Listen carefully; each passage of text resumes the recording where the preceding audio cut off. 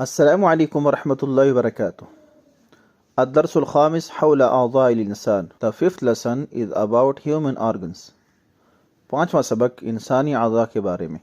رأس head، سر، شعر hair، بال، وجہ face، چہرہ، ناصیۃ جبہۃ forehead، پیشانی، خد چیک، گال، عین آئی، آنکھ، انف، نوز ناک، شفت لپس، ہونٹ، فم ماؤتھ، منہ، لسان ٹنگ، زبان، سن ٹیتھ، دانت، ضرس مولرس، داڑھ، ذقن چین، تھوڑی، لحیۃ بیئرڈ، داڑھی، شارب مسٹچ، مونچھ،